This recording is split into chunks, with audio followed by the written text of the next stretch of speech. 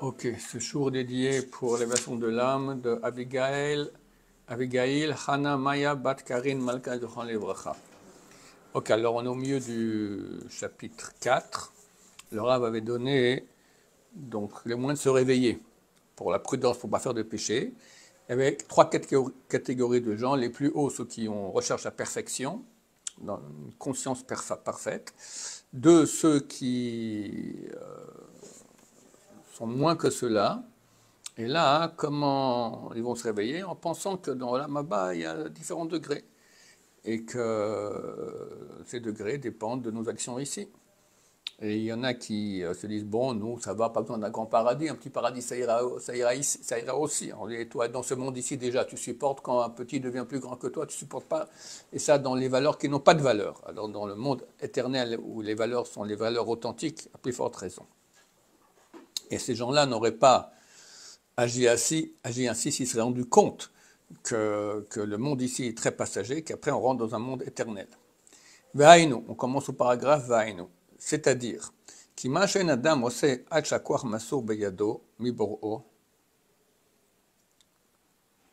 ce que l'homme ne fait pas, tant que la force qui lui est donnée par son créateur, ou akoach habecheri, c'est la force du libre arbitre, hamasur lo kol mechayav, que Dieu lui transmet tant qu'il vit, Shubahem becheri ou metzuve lasot, par lequel il a le libre arbitre et il a l'ordonnance de pratiquer la Torah. Hine lo yuchal lasoto od bakever ou basheol. Ça, il ne pourra plus le faire dans la tombe et dans le monde à venir. Shen hakoach hazeh od biado, cette force, il n'aura plus. Le Gaon de Vilna, il dit que lorsque la personne meurt et on va l'amener à la tombe, il y a un moment. Bon, il y a les oraisons funèbres, après on le prend, on porte à civière jusqu'à la tombe. Il dit qu'à ce moment-là, l'âme souffre terriblement de jalousie de tous les êtres humains qui sont autour, qui peuvent encore agir. Lui, il se rend compte que c'est fini, pour toujours. C'est terrible. Donc voilà, on a une force ici qui nous permet d'agir, d'avoir libre arbitre. Tant qu'on vit, cette force est en nous, et après, il n'y a plus rien. Kimi shelo hirba ma'asim tovim bechayav. Et celui qui n'a pas fait beaucoup de bonnes actions durant sa vie, il ne pourra plus les faire après. Celui qui n'a pas fait le bilan de ses actions, il n'aura pas le temps, c'est-à-dire la possibilité de faire ce bilan là-bas. Celui qui ne s'est pas assagi, ça vient de mot chokhma, qui n'a pas appris la Torah, qui n'a pas appris des choses dans ce monde-ci, il ne va pas pouvoir apprendre cela dans la tombe. Bezo Shama, c'est ce qu'il a dit. Donc, le Rav avait cité Shlomo HaMelech dans Kohelet, dans l'Ecclésiaste, qui en ma'asim vecheshbon vedat vechokhma bishol asher ata olech shama. Car il n'y a pas là-bas d'action, il n'y a pas là-bas de bilan, il n'y a pas là-bas de conscience et de sagesse dans la tombe dans laquelle tu vas. Voilà, c'est ici et rien qu'ici.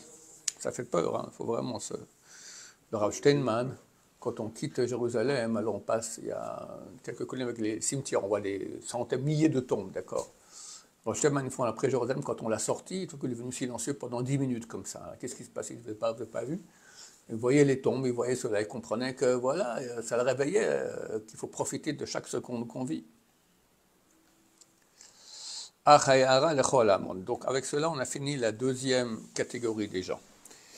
Le Rav passe maintenant à la troisième catégorie.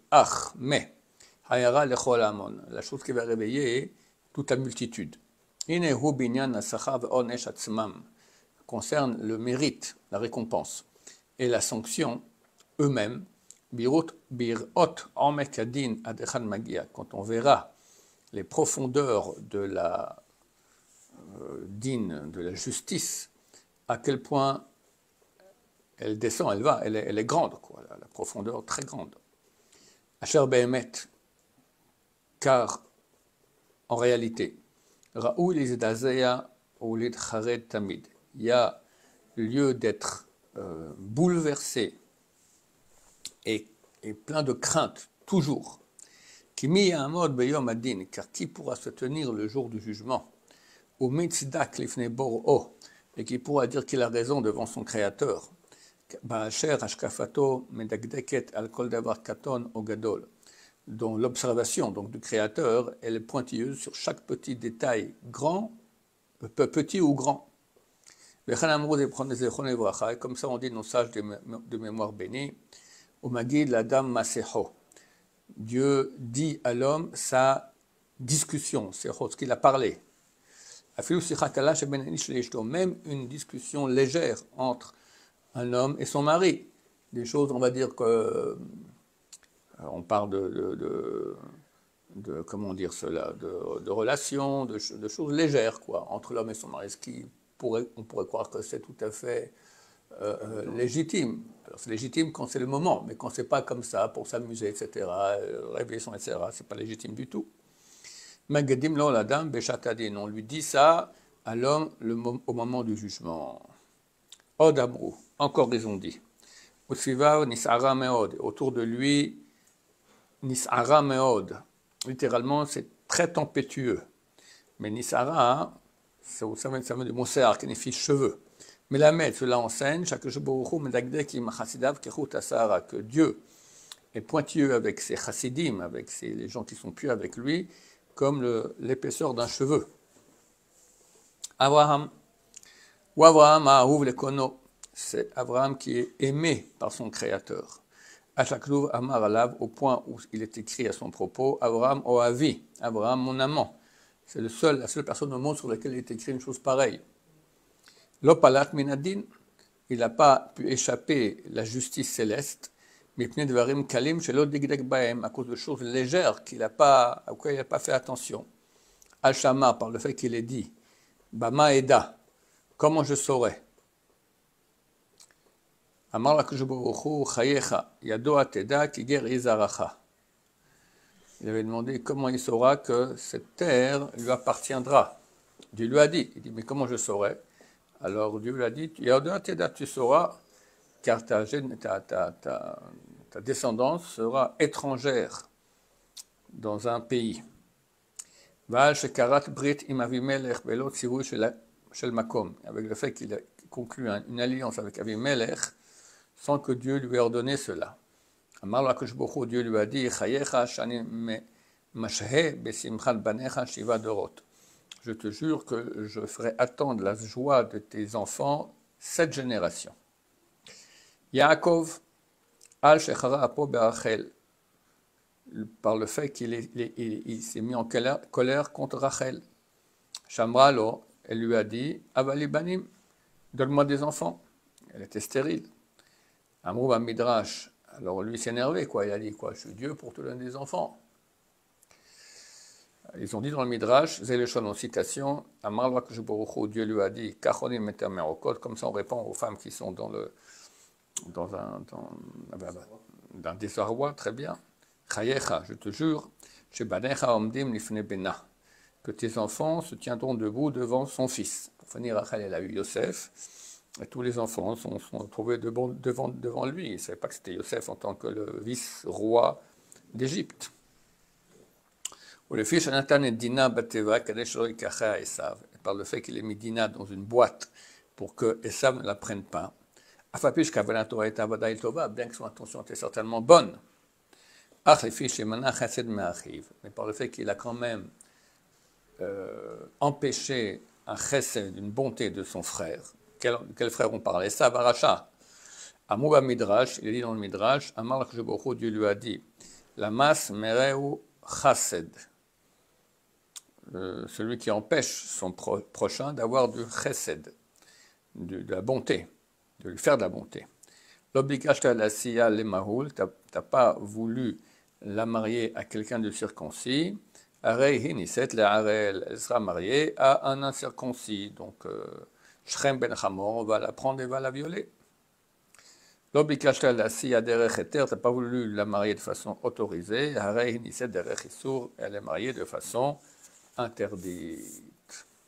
Yosef, les filles Shamar les Sarah Mashkim, par le fait qu'il est dit au cellier, c'est ça, celui qui s'occupe des maîtres et chansons, qui im zachartani itecha, tu te souviendras de moi quand tu vas être sorti de la prison, tu vas parler au roi. Itfosu lo shte shanim, on leur a ajouté 2 ans de prison. Kemamam zechron evracham, comme on dit, nos sages de mémoire bénie. Yosef Asmo al shechanat et aviv.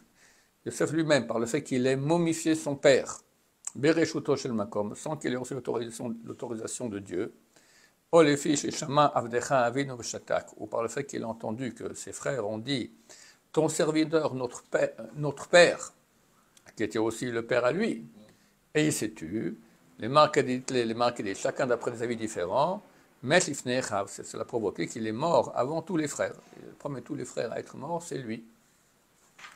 David, le fils de de Torah Zmirot, par le fait qu'il a appelé les paroles de Torah des chants. Nenash a été puni chez Nichshal B'devar Uza, qui était puni par l'histoire de Uza. Uza qui voulait soutenir le tabernacle qui était en train de tomber du chariot, il est mort. Bintarbeva Simchato, et sa joie a été gâchée. Michal, la femme de David, le fils Shochicha et David ben Masharakat Bachutz, l'ifne Aaron, vu qu'elle a fait une remarque à David du fait qu'il est dansé devant le tabernacle à l'extérieur, elle a été punie, qu'elle n'a pas eu d'enfant, ne serait-ce que lorsqu'elle est morte. Elle a accouché, elle est morte en même temps. Chizkiyahu, le fils Shera el Sareh Melech Bavel et Bet Nechocho. Le roi Chizkiyahu était un grand sadique, et les ministres de Babylonie sont venus, et il leur a montré dans ses trésors.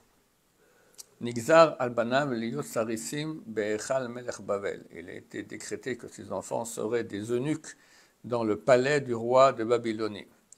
Brabim, Kaele Meod, et beaucoup de choses de ce type-là. Voilà. Alors, on continue la prochaine fois. C'est le passage un peu difficile là où il parle de toutes les sanctions, mais bon, il faut aussi en parler de cela. Baruch Adonai, l'olam, amen ve amen.